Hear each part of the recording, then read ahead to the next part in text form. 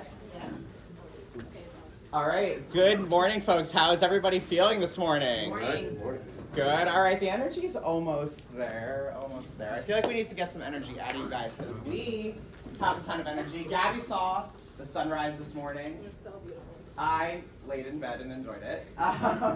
But we do want to get the energy up. So Gabi's going to lead us through a very quick energy booster. Woo! Okay, so when I do my morning circle in the morning with my campers, I have them all stand up. So everybody stand up. Stand up. And then after I do my morning pledge, I like to tell them to shake all their sillies out for the day to get ready. So shake it all out. Shake them out. Shake everything out. And then now they're ready for the day. Woo! All right. Thanks, folks. All right. Good morning. Thank you for coming to our presentation from rags to riches, camp success on a shoestring budget. So as some of my folks in the front said, it might be a little alarming that we have a packed house because that means we're all poor. Not my original joke. Thank you, folks up here. But there's so much that you can do with limited resources, and that's what we're here to talk about today. Gabi and I both have personal experiences working at camps with very little program supply budget money, and we've been able to do so much in our experiences. So today's presentation is really going to take the form of a kind of a case model type presentation. So we're going to talk about a few different theories or ideologies, and then we'll go into some experiences that we have had and how we've been able to exercise those things. So indulge us, feel free to steal anything that we say. We will not be upset by that whatsoever. So, all right, we'll get into it. So, hi, my name is Eddie Norgard. I am the Associate Executive Director at Somerset Hills YMCA, which is a branch of Greater Somerset County YMCA in Central New Jersey. I've been with the Y for about 8 years. Here's some boring facts about me. I'm a camp kid for life. I grew up going to resident overnight camp in the Catskills, Camp Runnequa, which is part of 10 Mile River Scouting Camps. I am an Eagle Scout. I hold a master's degree in business administration from Colorado State University. Go Rams! I also have a SHRM certification, so a little HR thing on the side. So if you have any HR questions, feel free to ask. A majority of my career within the Y has been in membership and youth development, so I've done everything truly before moving into executive leadership. I'm even a certified lifeguard.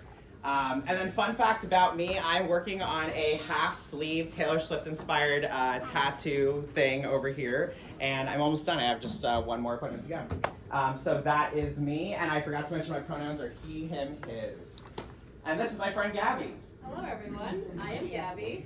I've been with the Y for 12 years now. Currently, I'm the Senior Director of Youth Development at the Somerset Hills YMCA with Eddie. My love for camp was discovered when I became a camp counselor at 17 years old. I was like, this is cool, and then I just loved doing it and kept going with it. I actually just got my master's. I just finished. Woo! Claps for Gabi! I now have a master's in private adolescent psychology, and I have a bachelor's in global business. I love to travel. I love to learn about different things. My favorite group of kids to work with is second graders because they're just so cute and they're just fun and they are independent yet not independent, so it's still fun to teach them new things. And fun fact about me is my favorite camp song is Don't Worry, Be Happy because it just goes. Love it. All right. So some learning objectives and what to expect today. So these are truly just cut and paste from the application that I submitted, and they're in the app as well, I think. So today you can expect to come away with some strategies to maximize creativity and innovation in camp programming, even with limited resources, hence the title. You'll be able to foster a culture of adaptability and resilience among your camp staff and your campers, because as we know, if you're on a shoestring budget, that can definitely affect culture, but it's how we live through our experiences and how we present ourselves that really molds and shapes what we do within our operations. And then you can learn some practical tips for optimizing camp experiences, whether you're on a shoestring budget or if you have ample resources. This is not just for camps that may not have a lot of supply money. Anybody can take advantage of the things that we're going to say today, and I think it'll enhance any camp operation whatsoever. And then I'll pass it over to Gabi for some rules of the room. Okay, so Eddie and I are camp people. You guys are all camp people. We like to have fun. So if you have a question or you want to interrupt, please just raise your hand and say something. That's fine. Pretty cool. We will not get offended if you leave. I hope you don't monthly. This is really the topic, so yeah. Shoestring budget. So it comes with its own level of privilege, and questions are always welcome. And then we're so lucky that you're here, and then hydrate or dihydrate. So Yeah, always drink water. So if you have not filled your water bottle today, make sure you go do that. fill your bottle, fill your bucket, all of it. Yeah, and I'll just touch upon that level of privilege thing really quick, just from that diversity lens. While we're talking about shoestring budget from our perspective, that could look very different for any of you in this room or people who are not in this room. So we may have felt that our budgets were shoestring, but other camps may feel like we had like the jackpot. So we recognize our privilege and realize that we're talking from our unique lens, but that may look different for so many people. So just wanted to put that out there, that we are not saying that, like, you know, we are victims in our shoestring budget hood. We recognize that we have some privilege as well.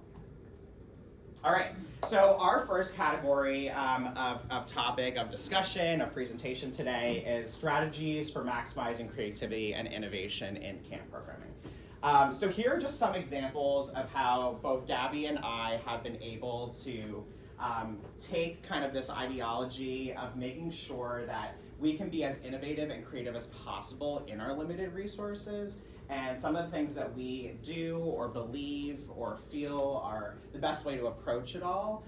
So here are just some examples. You can take a picture of this slide if you want them, but you can also reference the app, because I'll be sending this to Brett so that he can upload it in after the conference is over. So here are just some things that we've done. So brainstorming sessions among staff. Your staff are some of your biggest stakeholders within your camp programming.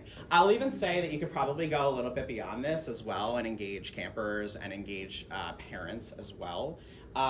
Asking people what they think that we could do with what we have is an excellent way to, you know, unlock parts of your brain that maybe have not been unlocked. There might be things that you don't know that could have been done. You may not have reached that side of creativity yet.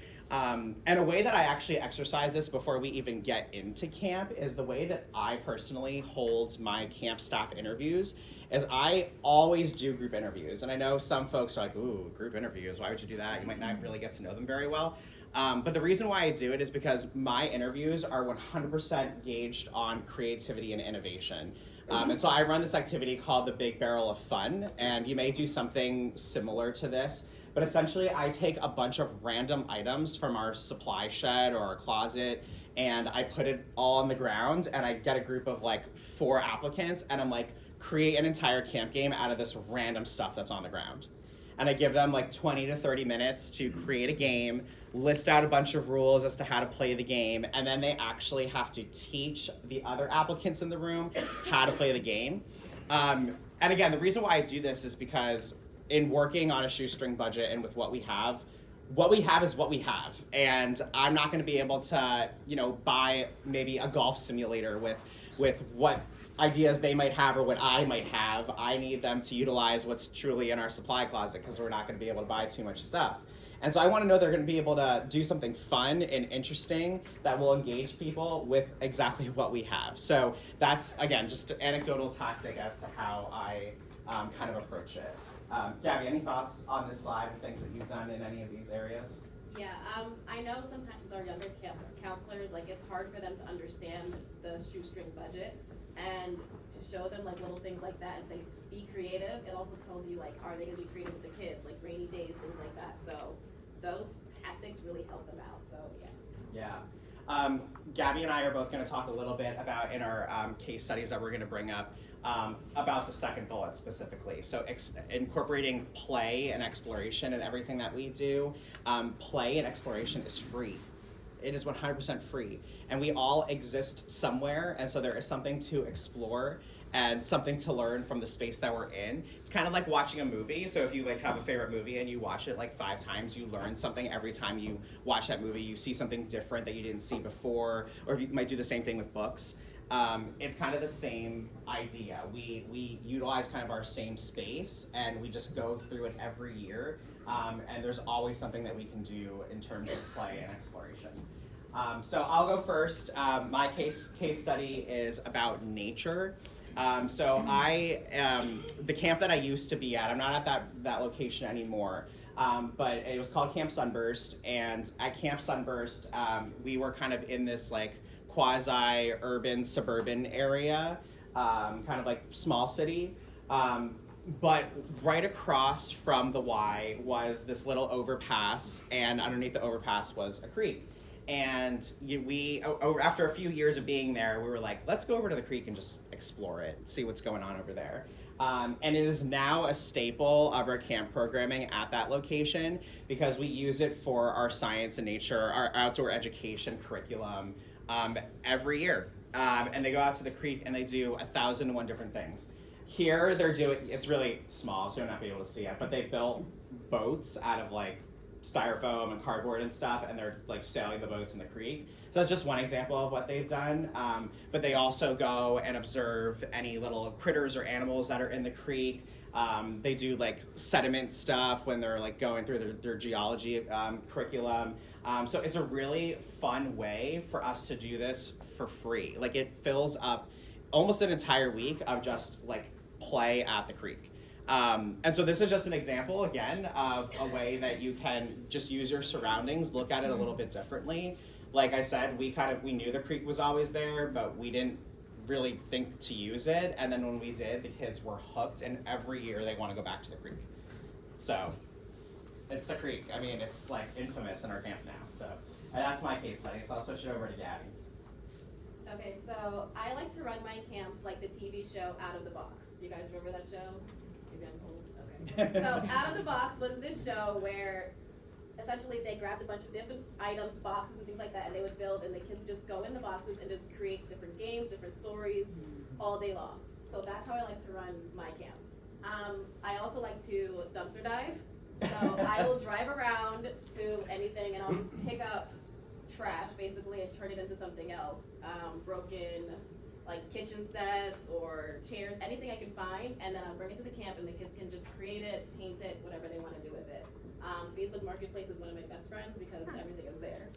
And then I also like to do this thing where I call companies and businesses. I say, hi, my name is Gabi. I'm calling from the ACA. I'm a camp director. This week we are doing Water Week. Is there a way you can donate X, Y, and Z to my camp? So that's like what I like to do. It works. The worst they can say is no. So. Awesome. Cool.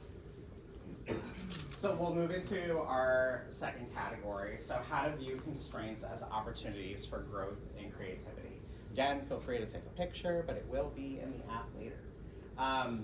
So this is really kind of talking a little bit more about mindset shifting. And instead of falling into that victimhood, it's being, if you guys have heard of the concept of being the totally responsible person, it's really being responsible for your outlook on things and remaining positive within it as best as you can. I mean, obviously it's not a perfect science, but bless you. But get in the habit of asking yourself, how could the tools I already have help me solve this challenge? And that question can be reframed and asked back to yourself in a multitude of different ways. If you're in the nonprofit setting, I challenge you to ask that question a little bit differently as how can a volunteer help solve the challenges that I have? And as a branch executive, like that's more of my role now to start thinking that way. But I challenge my staff to do the same thing, Gabi knows. Volunteers, bless you, volunteers are an excellent way to solve a challenge because again, it's bringing an outside perspective in and an additional human resource, if you will, people resources, to help you solve a problem. So we're gonna go a little bit into that within our case studies. But remember this, campers always feed off of your energy, as do your staff if you're a camp director or a camp owner. If you're gonna sit in that victim mentality of like, we have nothing, your campers are gonna feel like you have nothing, and your counselors are gonna feel like you have nothing, and then you really will have nothing, because you won't even have like a positive mindset that could get you through the day. And then shameless plug, I know this is like taboo topic, but I love AI. ChatGPT is like my best friend. Use ChatGPT if you're open to it. I will say that in this day and age, if you're feeling like you have like a little bit of writer's block or creativity block, ChatGPT will be able to spit things out to you, so just use it. If you're not sure what to do with what you have, you can literally be like, hey ChatGPT, I have a stick, a rock, a paper cup, and water. What can I do with this in a camp setting for... will be like, you can make a boat. Literally, it'll tell you like everything that you can do with what you have. So even if you're struggling and maybe the people around you are struggling, just consult ChatGPT because it'll give you the answer. And nobody needs to know that you use ChatGPT. Just claim it as your own. And they have an app too, so just have it on the phone and just be like, we're on the street. Exactly. Yep. So we'll go into case studies. This is an opportunity to talk a little bit about volunteers and community partnerships. So specifically, this again is Camp Sunburst, so the camp that I used to be at. The person in the photo, her name is Katie. She is a program director with RideWise, and RideWise is an organization that focuses on bike and pedestrian safety on the roads. And they're a nonprofit organization. They do really great work. They help connect people, adults and children, to bikes and provide training and opportunities to understand how to, A, ride a bike if you don't know, and how to cross streets safely and kind of all of that. So I've been partnering with Katie for years now, and she comes to our camp program every summer. And again, completely free. It's a partnership. She volunteers her time through that partnership. And she comes out and runs like a whole day's worth of curriculum with us on various different games and activities surrounding bike and pedestrian safety for the kids. For us, this is super impactful because, again, we are in a quasi-urban, suburban setting, and because of that, it is a walking community, so all of the kids walk to school, there's no buses, so where we are, this is really crucial, and also where this location is, there's an intersection where every year, notoriously, there's like a fatal accident there. So because of this, we wanted to make sure our kids were safe, and through this partnership, we were able to deliver this curriculum. And so we're tackling multiple different things here. We're one, with a strategic imperative of our organization is to increase partnerships. That's one thing. 2, the safety aspect. 3, the camp fun and activity aspect. So multiple birds with one stone. So I could not be more grateful for Katie and many different partners that we have throughout our camp programs across our organization that come in and deliver curriculum for free, which takes away just a lot of the legwork that we need to do and adds a level of creativity to it. Again, working off of that shoestring, we have to be creative and figuring out who can help me deliver my camp program effectively. I have a question. Yes. Do the campers bring their own bikes? So yes and no. So we let them bring their own bikes, but we do also recognize just level of privilege again. So some of the kids and this is a very financial assistance heavy camp, so a lot of the kids don't have their own bikes. So I also work with Katie to make sure that those kids can get bikes.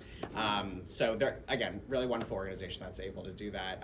They're also not just like in my area, so if you want to look into RideWise, feel free, and I'm sure there's like, I guess, local chapters, I guess you could call them, around the area, so feel free to look into them. Cool. I'll turn it over to Gabi. Thank you. So this is my camp in Metuchen. It was called Camp Muncie.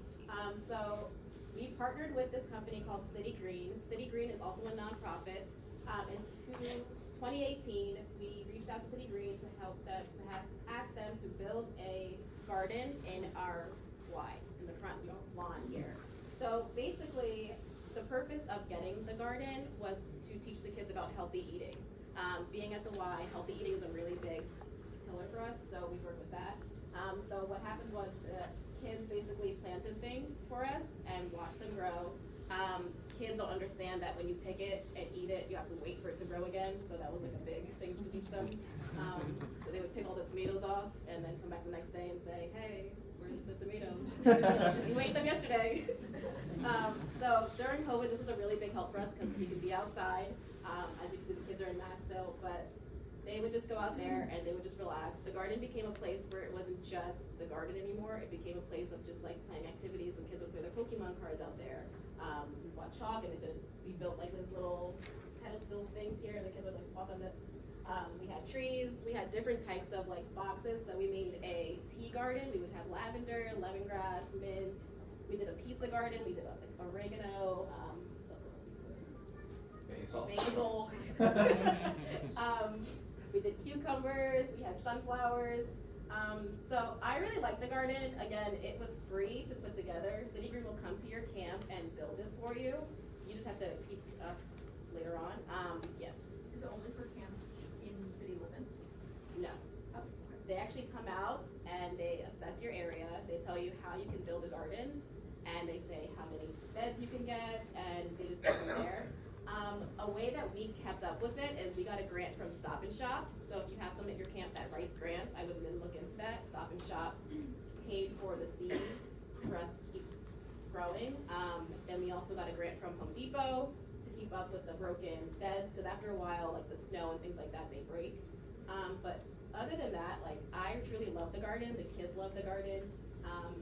As you can see, they do other things out there, like they make like bracelets and headgear with leaves and things like that. But yeah, so I highly recommend getting a garden in your camp if you can.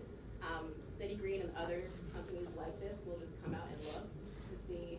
Again, this camp had a lot of kids on financial assistance, so to have the fresh vegetables, to have them pick, and then bring it to the table and then eat it family style and have these conversations. It's very simple and easy to do. So yeah. I just love that there's so many opportunities around outdoor education. There are so many, like Gabi mentioned, like grant opportunities, which we didn't really get into, so thank you for mentioning that. But if there is somebody at your camp, or if you have the time to be able to look and research into grant programs, there are so many grants that are out there to allow you to deliver on that type of curriculum. So that is another way to, if you don't have the money internally, somebody else has the money. And so dive into their pocket and have them help you. Another thing we also did was ask the parents, say, hey, we have a garden, who wants to donate a cucumber plant? Who wants to donate this? The kids go home and tell their parents about all this great stuff they're bringing and they're eating at camp, and it's like, oh my gosh, my kid doesn't eat this at home. And they're doing it here, which helps. Also, again, pick up the phone. Hi, my name is Gabi. I'm calling from the YMCA. I have a garden. What can you give me? That stuff also helps. Yeah, awesome. All right, our next topic is tips for fostering a culture of adaptability and resilience. So again, these kind of competencies of adaptability and resilience are needed when you're in this type of scenario with limited resources. You need to be resilient because things may not go your way all the time, and you may be a little stuck, so you kind of have to be able to pivot. And that ties into the adaptability piece. You have to be able to just assess what you have and be able to move forward with it. So in this section, I really love these case studies that we're going to get into next, because they really demonstrate ways in which people have been adaptable within our camp programs to make the camp a much better space.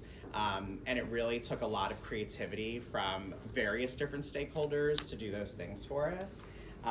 When you foster open communication and you foster a culture where everyone has a seat at the table and everyone can dive into problems together, that's when a lot of great product comes out of it. At the end of the day, if you're a camp director or a camp owner and you're dealing with all of these problems yourself and your one brain, there's just a limitation to where your brain will go in terms of creativity and innovation, but this is definitely a scenario where two heads are better than one. So bring everyone to the table, allow them to all collaborate and share their ideas. Yeah. Just thinking from like a practicality standpoint, like what does that look like? And how like frequency, like is it like when problems arise, or is it like already systematically built into the system to like have a think tank? Yeah, for sure. That's a great question. So I'll just reiterate just in case people didn't hear. So this person in the front asked, how does that look like, bringing everybody to the table? Frequency, who, when, is it proactive, is it reactive? So I'll say, honestly, yes to all of the above. Because you are always going to want your stakeholders or that core group of people to be able to come together when something happens. But also in your camp planning, you're going to want to incorporate that into your camp planning as well. Something that's really worked for me in the past is that I've always led with my camp team a post-season debrief, and I'm sure most of you, if not all of you, do something similar. And I bring a lot of stakeholders to the table, both like the physical table, because we do have a meeting about it, but then also the virtual table afterwards, because I do conduct surveys and talk to parents and stuff on the phone and ask campers. We have the luxury of, we're a day camp within a YMCA branch. So at the end of the day, a lot of our campers and families don't leave us, like they transition into a school-age childcare program, like before or after school care, or they go into a different program like swim lessons or something else. So our constituents are always around. But in the debrief, I'm not just meeting with like my camp directors, like just the couple of people that are really responsible for everything at the end of the day. I'm bringing like seasonal camp staff to the table, and trying to bring a variety of individuals that can give unique perspectives to their experience. And we go through like what really didn't go well this summer, or what do we wish we could have changed, what went really well, and what can we do more of. And having that conversation allows all those individuals to share their unique experiences from their various levels of leadership within our camp program. And then similarly, like I said, I conduct surveys, so like just a traditional like Google form survey type thing. But then I'm also calling parents and saying, hey, you've been with our camp for X number of years. We really value your opinion. We'd just really like to hear a little bit more about what you felt went well from your perspective as a parent, but also what did your child come home and tell you went really well, and vice versa. What did your child tell you went poorly, and what do you think went poorly? And from there we learn and we're able to be creative and innovative. So that's my unique way of doing it. However you do it is completely up to you, your prerogative, and doing something is always better than doing nothing. So whatever works for you and for your location is key. So I want to shout out my friend Luis Vallejo. Luis was my facilities director at my old location that I used to work at. Luis is thebomb.com. I used to share an office with him, so we would bond all the time, and we would really talk about so much. And again, this kind of goes back to what I was just saying, like it's engaging unique stakeholders. And because we were so connected and always around each other all the time, we were able to talk about all the things that like I was going through or things that were happening in my program areas. And if you don't know the story of Tabasco, I'll share it really quickly. Tabasco, the hot sauce. If you hate hot sauce, I'm sorry. But Tabasco is an awesome hot sauce. And essentially, long story short, Tabasco was trying to innovate and create, and they wanted to, they're a for-profit company, they wanted to make more money. So they were like, how do we make more money and sell more Tabasco? And what actually happened was that there was an individual on the production floor, and the CEO of Tabasco, went to like a location, a production plant, and spoke to individuals on the ground level, on the front line, and told him about the company's problem. We need to make more money, we need to sell more Tabasco. And this production employee said to the CEO, if you just shrink or enlarge the hole on the top of the Tabasco bottle, people will pour out more Tabasco and they will need to buy more Tabasco as a result. And the CEO was like, wow, genius. And then they increased the circumference or the diameter of that hole on the top of the Tabasco bottle. And so people pour out more Tabasco now. And so you run out of hot sauce faster. And of course you need hot sauce in your fridge. So you're gonna go out to the store and buy more hot sauce.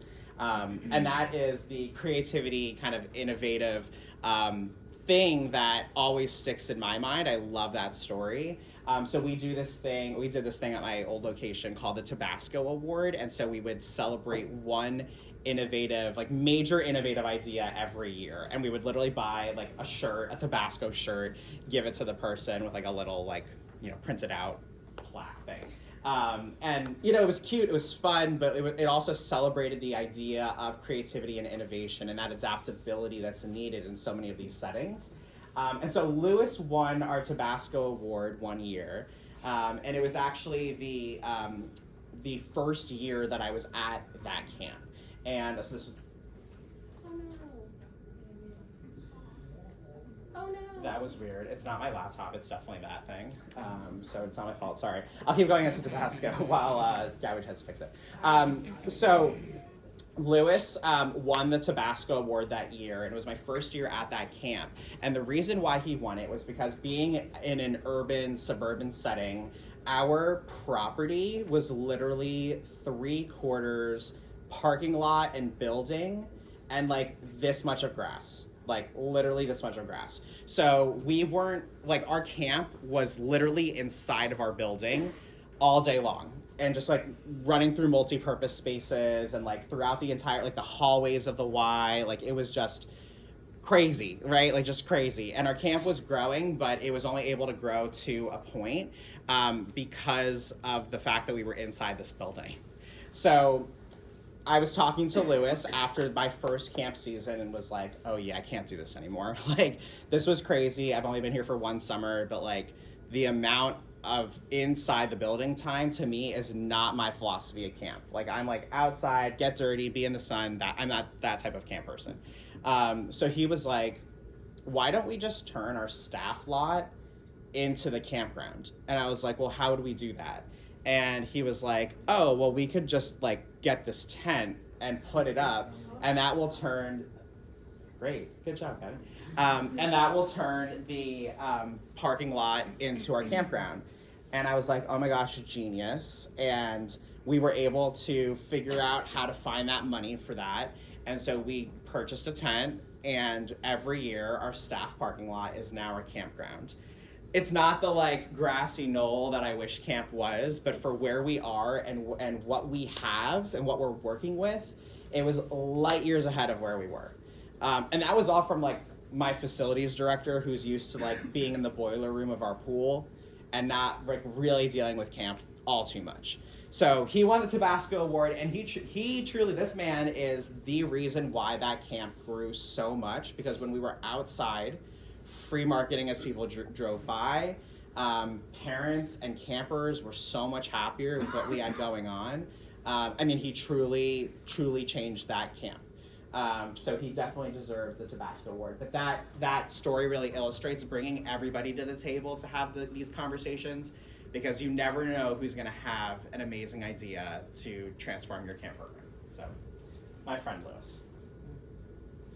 Yeah. Gabi, camp director, of course I can fix it. Yeah, you can fix anything. So these are my little first graders from my camp last year. So my camp was in an area that had 1 food pantry in the entire town, and things would go quickly. So basically the Y had their own food drive going on all year round, and people would come and donate things, whatever. So I decided, let's do a contest for the campers. It was like week 7 of camp, and kids are getting drained, and what are we gonna do next? So we did a contest, and my first graders won. They bought cans every morning. They would come out the car line. Here's a can. Here's a can. So it became fun for the staff also to see which group was winning.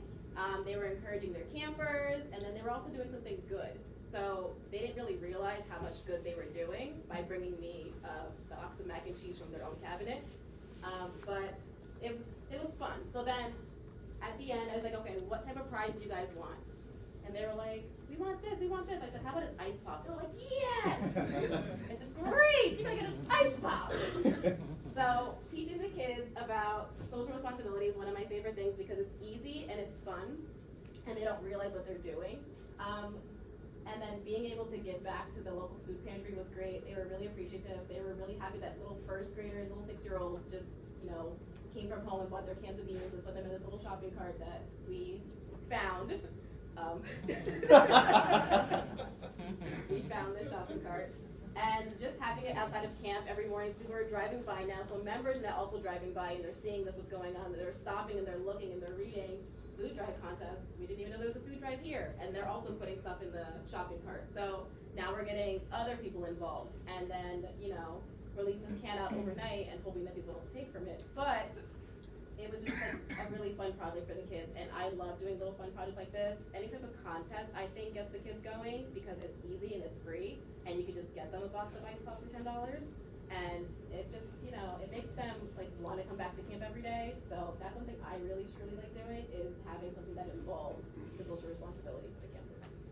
Awesome. Love it. All right, we're in the home stretch, folks. So last section, tips for enhancing camp experiences regardless of budget constraints. This kind of just summarizes everything we've talked about today. Really focusing on creating meaningful connections and experiences is what the core of the camping movement is all about. At the end of the day, if you had nothing but a grassy field with no buildings, no tents, no facilities whatsoever, and you had a bunch of kids in that field, you could still have a kick-ass camp program. You could. Because it's all about the connections that you build. Kids walk away from camp having a new role model, a counselor or a camp director that they love, and they walk away from camp with friendships that they never knew they would be able to build with diverse people and children and counselors that they might have never met before. And then they also walk away with awesome memories of all the things that they've done. Kids, like, they are a sponge to the world, and we all know that, but as adults, we're jaded, right? So we think, oh my gosh, this camp isn't fun because I don't have X, Y, and Z. But that's not the case, because for kids, they're coming in with a blank slate. So anything that you do is honestly going to be really fun. So when you think about it that way, don't put yourself down when you're like, oh, I just don't have this, and I really wish I had this. That's really an adult mentality that we need to shape. Go back to your inner child and be like, oh my gosh, I remember the first time that I hiked with my dad. Like, that's a core memory of mine. And, my dad now might say, like, oh, I really wish we had, we like camping and hiking and stuff. I should have said that. He might be like, oh, I really wish we had, a better tent or, better sleeping bags or, better backpacks and, all that stuff. But at the end of the day, the memory for me is spending time with my dad. And for campers, it's the same thing. It's spending time with their friends, spending time with their counselors, spending time with their camp directors. So remembering that when you're thinking about budget constraints is that at the end of the day, you could even try to figure out how to do all the things that we said today and get all the grants and get all the partnerships and figure out how to make things with things you find in dumpsters or shopping carts you find on the street. But at the end of the day, it's really about the connections, and you can still have a really great camp with those connections. So my case study here is just talking about my favorite camp that I've been at. This is Camp Timber. And Camp Timber is really my pride and joy within my career. When I took over Camp Timber, they were seeing on average about 40 campers a week.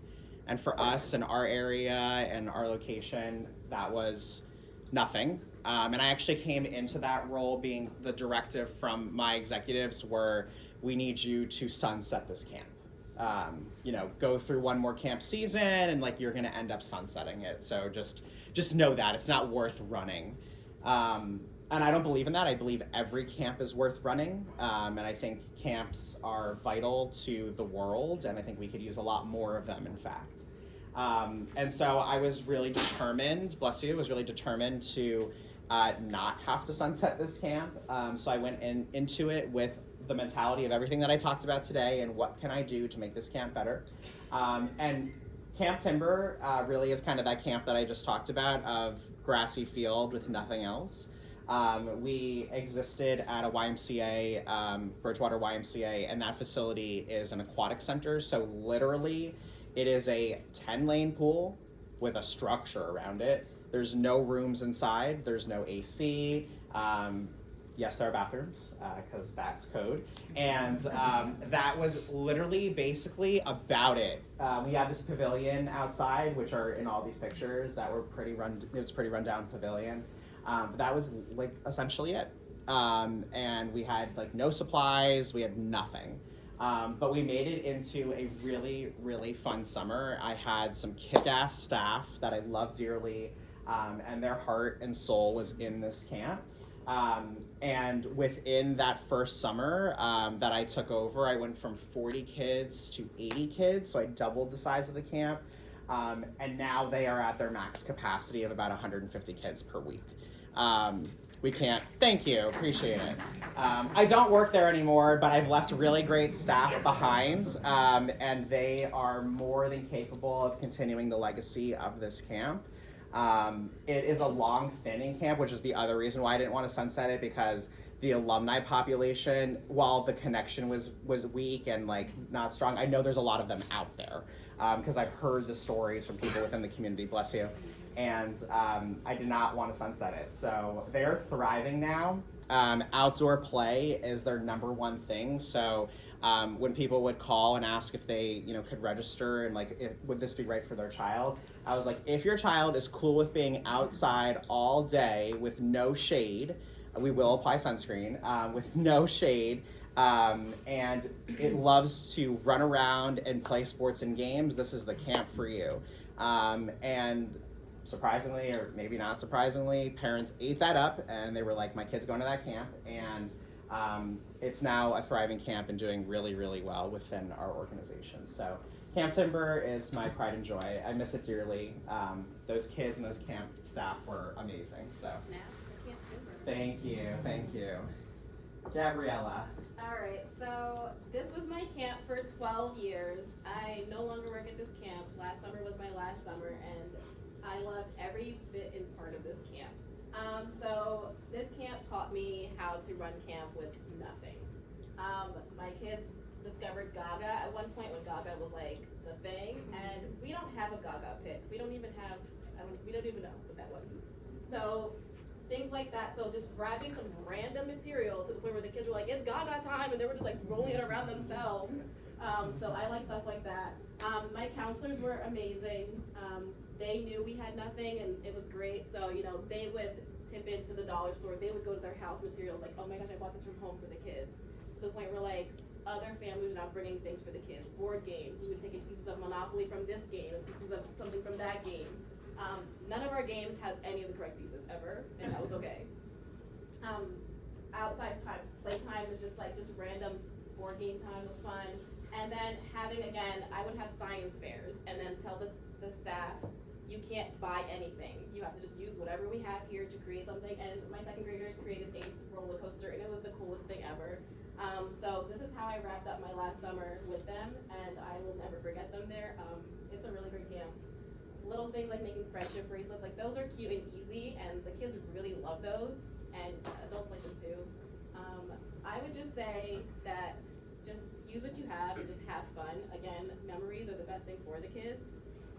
And I remember a lot of it, and they do, and they come back every summer saying, oh my gosh, remember we did this? Remember we ate ice cream in a bag? And it's gross. And I was like, yeah, it was gross. So it's like the little things just make them happy. Just continue to do what you're doing, and don't worry about spending. Awesome.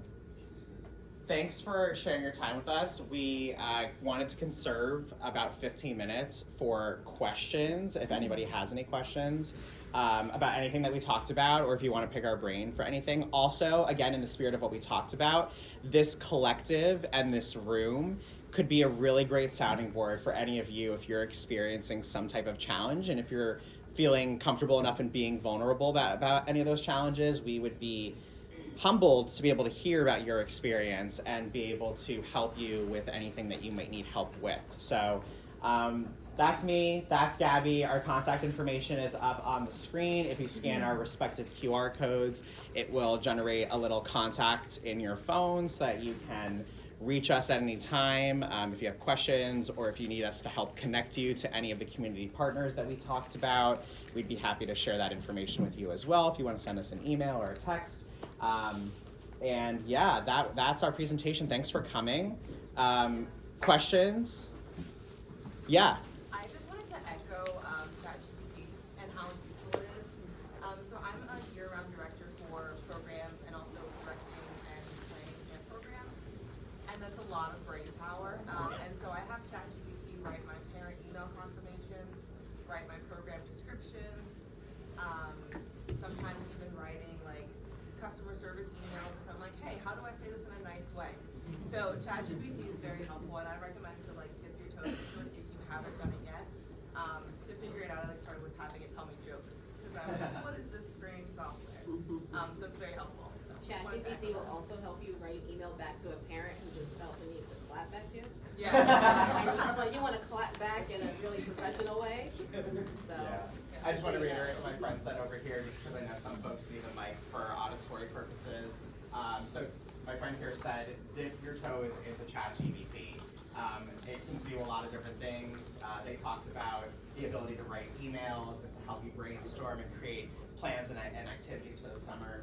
I'll expand a little bit on what you said as well, because I recognize that for a lot of you, shoestring budget may mean that you do not have service-based departments at your camp. So for example, you may not have a dedicated marketing department or person. And if that's the case, you may need support on that type of stuff. So utilizing ChatGPT will allow you to do those things like that. It takes the time away, and time is money, and you never get that back. So if you're on a shoestring budget from that perspective, that might be very helpful for you as well. Even thinking about human resources, if you're experiencing a challenge with a staff member, you can type in the situation and be like, from an HR perspective, how would you handle this? And ChatGPT will be able to kind of advise you on things that you can do to help deal with that situation. So thank you for sharing that. Other questions or comments? Yeah, my friend right here. So you talked a little bit about like the alumni network at your old camp. Yeah. And my kids been around for a very long time too. How did you tap in? Did you tap into the alumni network other than just knowing it existed so you did want something from camp? Did you ask for anything? How did you get a hold of them? What did that look like? Yeah, so my friend over here asked how I tapped into the alumni network at my camp for the purposes of all the things we talked about today. So I was a little bit lucky in the sense that my alumni network, I had some really key people end up becoming counselors. So I had some conduits that were with me all the time, and so when I was tapping into my alumni network, I was really asking them because they were able to go back and talk to all their friends from when they were campers. So that really helped. But just depending on what your alumni network looks like and how connected you are to them, if you have some sort of contact or directory, reaching out to them and just, even just creating a focus group or study group to be able to advise you would be great. I think outside of that as well, regular surveys of your alumni group about their experiences and what they loved, because I'm also big on the what's old is new again type mentality, and especially right now I feel like we're in this nostalgia era, especially for my millennials that really miss the 90s, because I sure do. So that whole concept too is ask them what they did way back when, because you probably can provide that. I saw other hands too. Someone over here. Yes. So what are, I mean, I don't know, but what are some other, I guess, low-cost vendors that you use or use or Yeah, so my friend over here asked if anybody has any thoughts or ideas or connections to low-cost vendors. Grocery stores, always can go to a grocery Right. store. the local fire department, EMS, police. Yeah. Also, ask the parents what they do for a living. That's what I used to do. What do you do? What is your job? I had a parent I found out worked for Scholastic Books. I was like, are you serious? Winning! Scholastic Books. I was like, we need some books.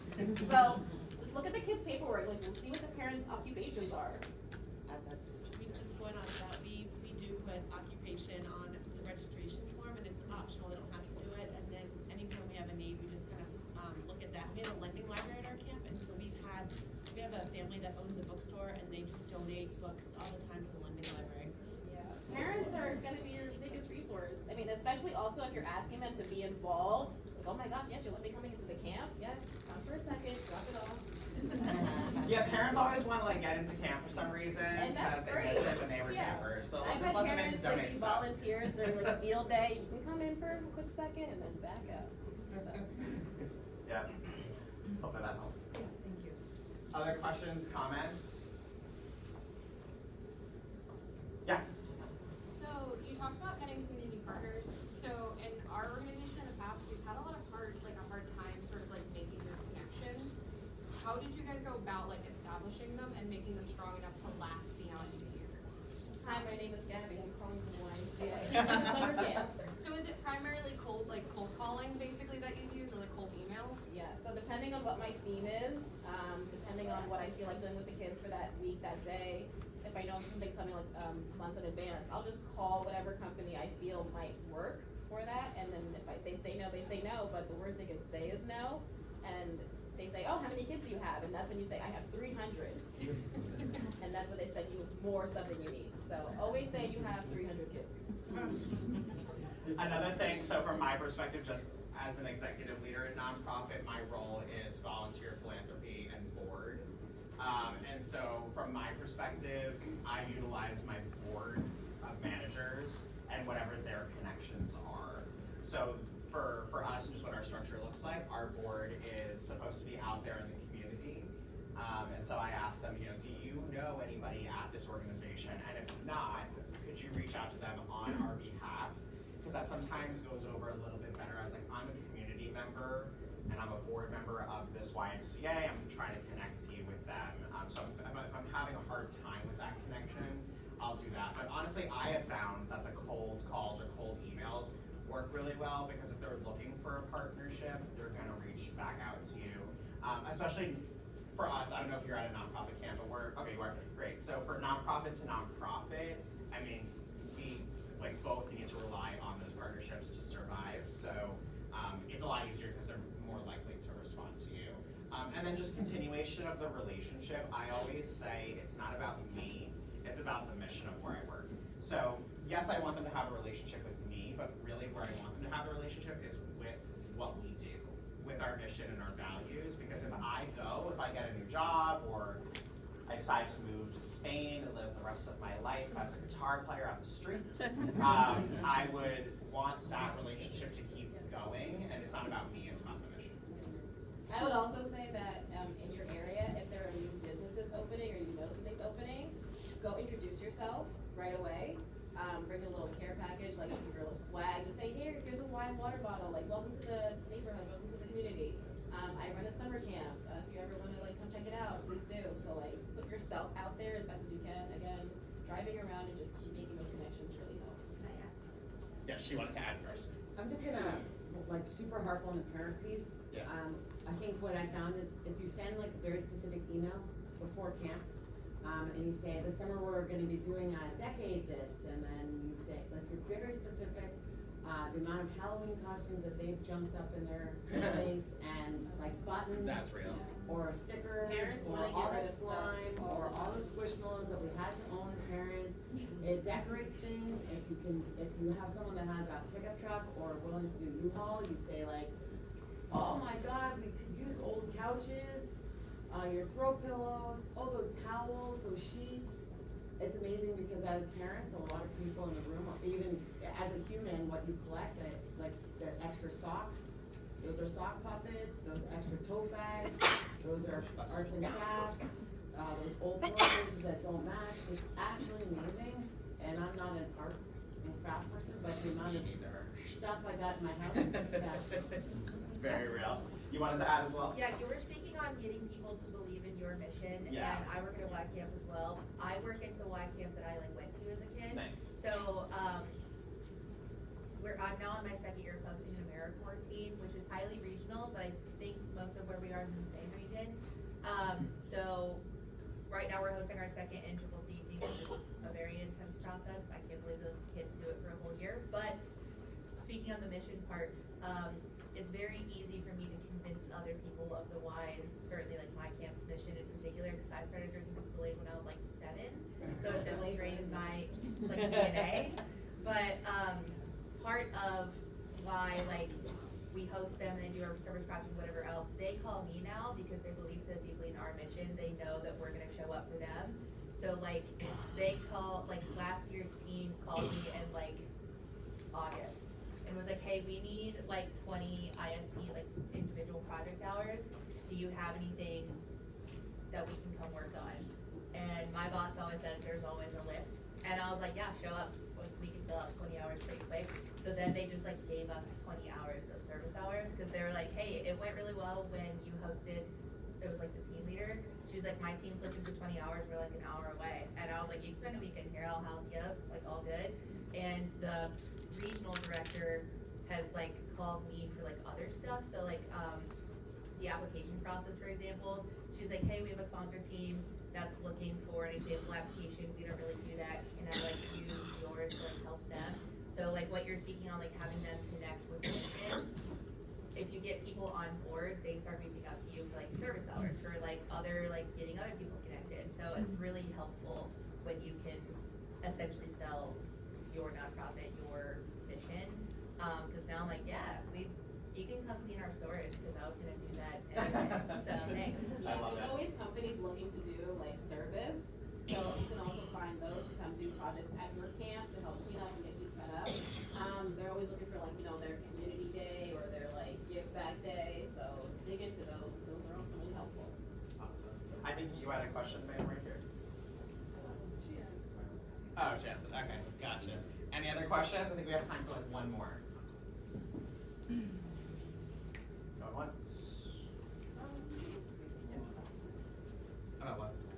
Grants? Sure. What would you like to know? Sure. How to get grants. Honestly, do a Google search. Like literally Google like outdoor education grants and see what pops up. There's a website also called Grant Watch that you can go onto and see what grants are available. I am not a grant writer, and I'm fortunate enough that I exist in an organization that has a grant writer, so I actually don't do any of that. But I do know they exist, and I know what I'm a recipient of. But Grant Watch is a good one. I think one is also called Grants 123, and you can actually get like an email like newsletter on a monthly basis of like what grants are out there.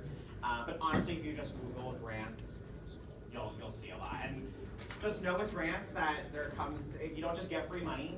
You have to apply. There's an RFP process, and then there's usually a reporting process as well. So you have to be able to commit to the full grant. Don't apply and accept something that you can't commit to in full, because then you're in some muddy water there. Yeah, so my gardening project with Stop and Shop, there was reporting involved and there was pictures, and then they wanted to also come out and see. So there's a lot of processes, which is great because they can kind of see the progress, but again, there is a lot of work that goes into the project, so keep up with the work. Yeah. Thank you, folks. We are really grateful for your time.